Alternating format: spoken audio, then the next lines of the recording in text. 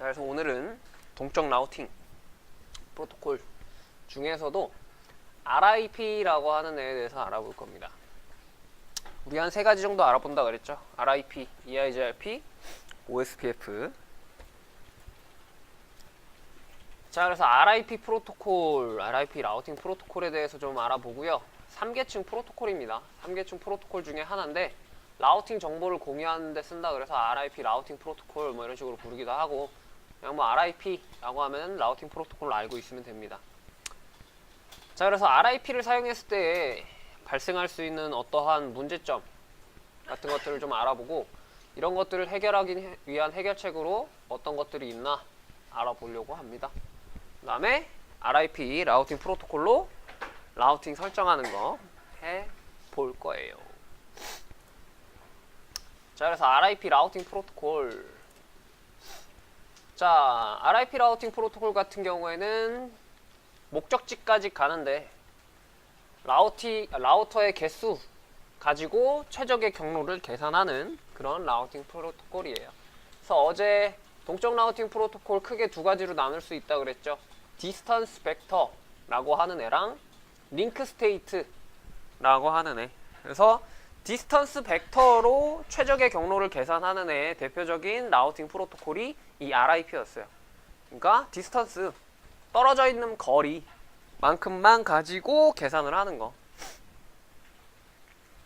그 다음에 링크 스테이트 같은 경우에는 OSPF 뭐 이런 애가 있었고, 두 가지 다 방식을 쓰는 애가 EIGRP 뭐 이런 애가 있었고, 네, 그 중에서 지금 RIP는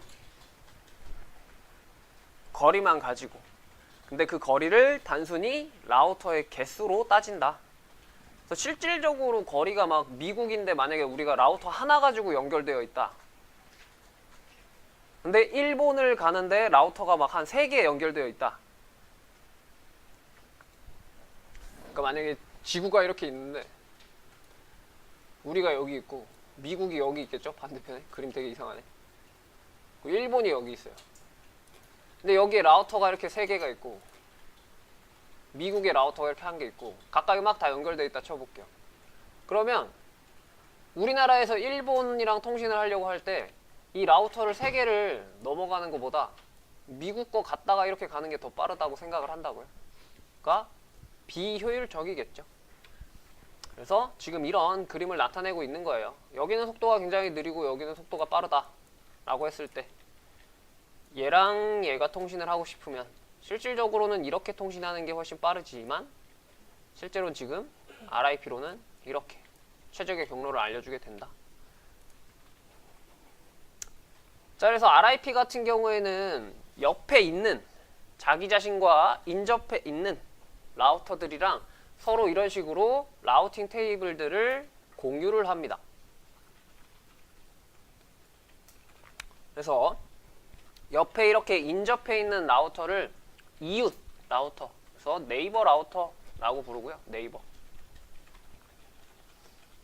그래서 라우팅 프로토콜을 30초마다 주기적으로 보내면서 내 라우팅 테이블은 이런 식으로 되어 있어 라고 하면서 RIP 프로토콜로 라우팅 정보를 서로 계속해서 공유를 하고 있어요. 그래서 어제 정적 라우팅 프로토콜이랑 동적 라우팅 프로토콜 배울 때 정적 라우팅 프로토콜은 이런 주기적으로 계속 라우팅 테이블을 공유하는 게 없어서 네트워크 부하가 덜 하다 그랬죠. 근데 RIP 같은 걸로 세팅되어 있는 이런 라우터들의 네트워크 같은 경우에는 주기적으로 네이버들끼리 계속해서 라우팅 테이블을 공유를 하니까 네트워크에 어느 정도 부하가 갈 수도 있다 라는 소리죠. 뭐 요즘은 솔직히 그렇게 뭐 부하라고 하기도 애매하게 뭐 여러분들이 그 TCP와 UDP의 속도 차이를 느낄 수 없다 그랬죠. 뭐 그런 것처럼 그렇긴 하지만 민감한 곳에서는 느낄 수도 있겠죠. 자, 그래서 RIP는 디스턴스 벡터 라우팅 프로토콜이다. 거리 가지고만 계산을 하는 애다. 버전은 1과 2가 있고요. 일반적으로 요즘은 버전 2를 씁니다. 그 다음에 라우팅 정보를 전송할 때는 UDP 포트 520번을 사용을 해요. 그러니까 우리가 데이터를 전달을 할 때 UDP 포트로 전달이 된다라는 거고, 그 다음에 AD 값은 120. 어제 AD 값이라는 게 잠깐 나왔었는데 언제 나왔었냐면 라우팅 테이블 볼 때 잠깐 나왔었어요. 그래서 AD 가치 값이라고 생각하면 된다고 그랬죠. 가치. 그래서 AD 값이 작을수록 더 좋은 경로로 인식을 해요. 똑같은 길이라고 하더라도 뭐 RIP로 알아낸 라우팅 테이블이 있을 거고, 똑같은 길이라고 하더라도 EIGRP로 알아온 길이 있을 수도 있고, OSPF로 알아온 길이 있을 수도 있고, 아니면 관리자가 직접 세팅한 그런 길이 있을 수도 있을 텐데, 똑같이 가는 곳이라고 하더라도 그때 AD 값을 비교해서 더 작은 경로를 최적의 경로로 판단을 하고 그 경로로 보낸다. 그때 RIP는 120이다. 만약에 정적 라우팅 프로토콜로 세팅하면은 1이거든요. AD 값이 1. 그러니까 정적 라우팅 관리자가 직접 세팅한 거랑 RIP로 알아온 길이 똑같아요. 목적지는 똑같아요. 만약에 여기서 여기를 보내려고 해요. 목적지.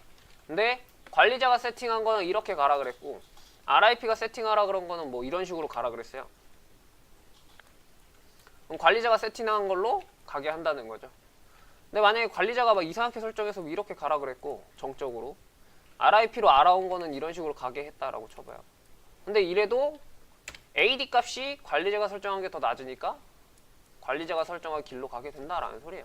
나중에 여러 가지 라우팅 프로토콜로 네트워크 대역을 전부 다 만들어 볼 거라 그랬잖아요. 막 섞어서. 그랬을 때 이런 AD 값, 가치 값이 중요해지게 됩니다. 지금은 뭐 그렇게 크게는 상관이 없을 거예요.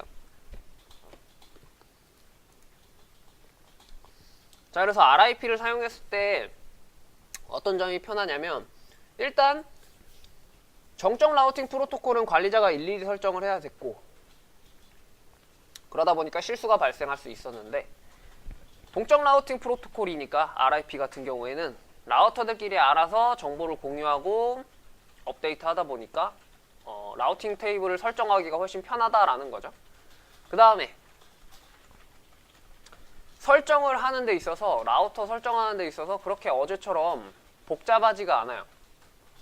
네트워크 대역을 딱 보고 IP 설정만 만약에 돼 있다 치면은 라우터들 하나하나마다 설정해야 되는 규칙이 어제처럼 그렇게 복잡하진 않아요.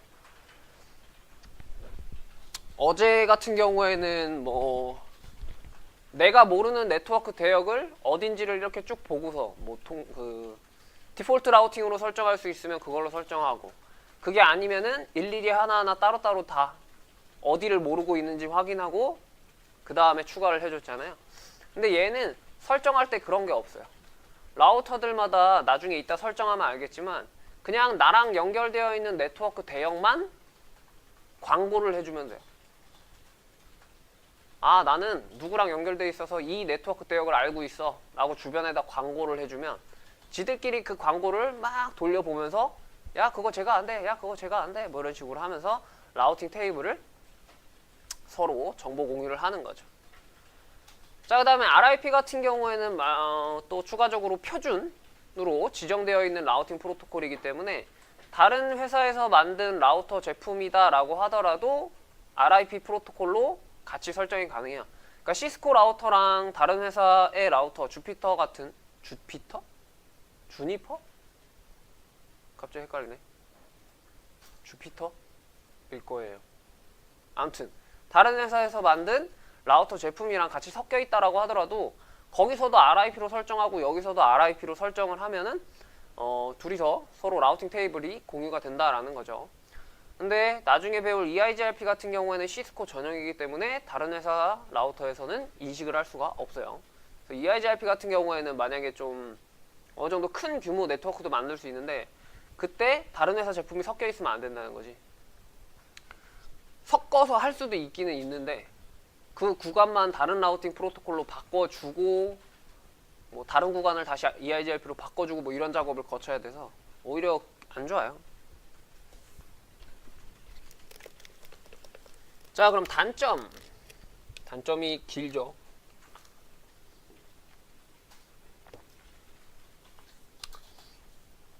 자, 그래서 보시면 매트릭을 홉 카운트로 계산한다, 사용한다 뭐 이런 식으로 되어 있는데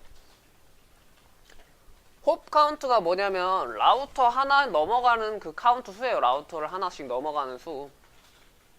그러니까 아까 라우터의 개수만 가지고 최적의 경로를 계산한다 그랬잖아요. 그 얘기를 지금 이렇게 해놨다라고 생각하시면 돼요. 그 다음에 RIP 같은 경우에는 최대 홉 카운트가 15개예요. 15개. 그러니까 라우터를 15개 넘어가는 그런 대형 네트워크 대역에서는 사용이 불가능하다라는 소리입니다.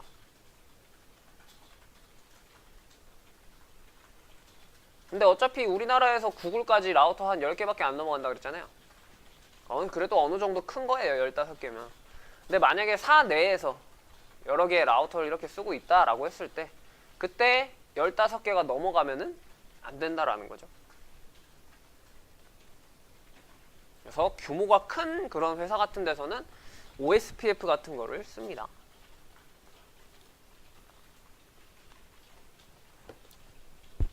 그리고 라우팅 테이블을 서로 공유를 할 때 뭐 따로 변경된 사양이 없더라도 라우팅 테이블에 뭐가 추가됐다거나 뭐가 없어졌다거나 뭐 이런 것들이 없더라도 30초마다 계속 그냥 라우터들끼리 통신을 하기 때문에 좀 비효율적이죠. 네트워크 부하가 생길 수 있다라는 거죠. 쓸데없는 네트워크 부하가.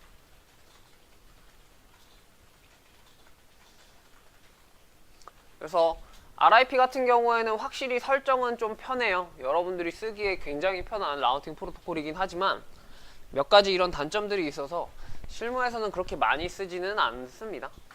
그래서 RIP 다음에 배울 그런 라우팅 프로토콜들은 이런 단점들을 좀 해결을 했겠죠. 그래서 주기적으로 30초마다 이런 식으로 업데이트하는 게 아니라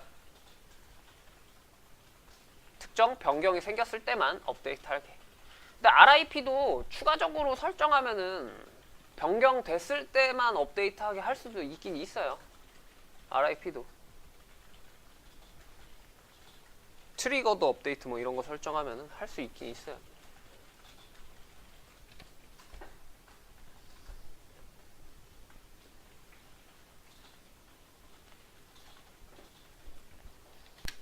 RIP 같은 경우에는 30초마다 정보를 공유한다 그랬는데 이런 거를 컨버전스 타임이라고 합니다. 수렴 타임. 컨버전스라는 거는 뭐냐면 네트워크의 변화, 그러니까 라우팅 테이블의 뭔가의 변경. 예를 들어서 정상적으로 잘 되던 네트워크가 갑자기 뭐 선이 끊어졌다거나 뭔가 문제가 생겨서 그쪽이 통신이 안 될 수도 있고 아니면은 새로운 네트워크 대역이 생겨서 새로운 선을 꼽았을 때 뭐 새로운 네트워크 대역이 이런 식으로 라우팅 테이블에 추가가 됐을 때 뭐 그랬을 때 서로 이제 계속 정보를 공유하다 보니까 그런 것들이 동적으로 업데이트가 될 거란 말이에요. 그 시간을 얘기하는 거예요. 그래서 네트워크의 변화가 생기고 그 변화를 라우터가 인식하는 그런 시간, 라우터들이 인식하는 그런 시간을 컨버전스 타임이라고 하는데 그러니까 RIP는 30초마다 이 정보를 공유를 하니까 컨버전스 타임이 30초다 라는 소리죠. 그래서 RIP 같은 경우에는 30초면은 좀 느린 거예요.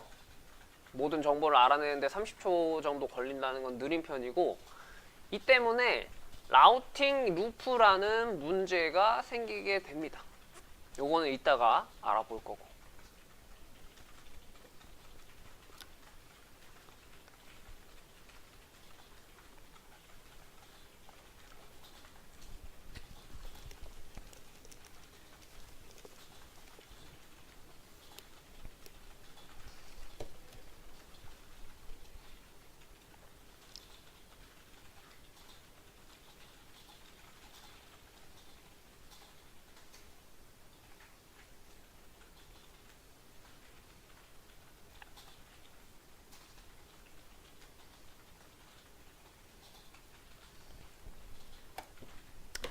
자, 그래서 RIP 라우팅 프로토콜로 라우터들이 어떻게 정보를 공유하는지를 한번 봐보도록 할게요. 자, 지금 라우터 A, B, C가 있습니다. 이렇게 A, B, C가 있는데 A는 자기와 직접적으로 연결되어 있는 10의 1번 0의 0 네트워크 대역이랑 10의 2.0.0 네트워크 대역을 알고 있겠죠. 코드는 C로 해서 이렇게 알고 있겠죠. 코드는 C로 해서. 그 다음에 라우터 B 같은 경우에도 자기랑 직접적으로 연결되어 있는 10의 2의 0의 0, 10의 3의 0의 0, 이 두 개의 네트워크 대역을 커넥티드 C 코드로 이렇게 알고 있겠죠. 직접 연결된 걸로. 마지막 라우터 C도 자기랑 직접 연결된 10.3.0.0, 10.4.0.0을 알고 있겠죠. 일단 이렇게 되어 있는 상태. 그래서 이 라우터 세 가지한테 전부 다 RIP로 동적 라우팅 프로토콜로 설정을 했다라고 쳤을 때 얘네들이 어떻게 라우팅 테이블을 서로 공유를 하는가 라는 걸 한번 보려고 하는 겁니다. 자, 맨 처음에 30초가 지나면 이렇게 정보가 공유가 돼요. 어떻게 된 거냐면 얘가 알고 있던 이 정보를 옆에 인접한 라우터, 그러니까 네이버 라우터한테 공유를 합니다. 얘도 공유를 하겠죠? 얘도 공유를 하죠. 얘한테, 얘한테. 인접한 라우터한테. 붙어있는 애들한테. 그러니까 얘는 1번과 2번을 알려줬어요. 근데 얘는 2번 알고 있죠, 지가. 그러니까 여기에 1번만 업데이트를 하겠죠. 그리고 C한테 받은 정보 3하고 4를 받았어요. 근데 3 알고 있죠? 그러니까 4번만 업데이트를 하겠죠. 그래서 여기에 1번과 4번이 올라가겠죠. 그 다음에 얘는 A가 B한테 받은 정보에는 2번, 3번이 있는데 2번 알고 있으니까 3번 업데이트 될 거고, 그 다음에 2번과 3번은 C한테도 공유해줬는데 3번 알고 있으니까 2번이 업데이트가 이렇게 되겠죠.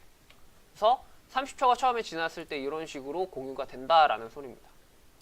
이랬을 때 자기들이 알고 있던 네트워크 대역 정보는 홉 카운트, 그러니까 건너가야 되는 라우터가 0개고요. 그 다음에 남한테 알아온 정보는 1개.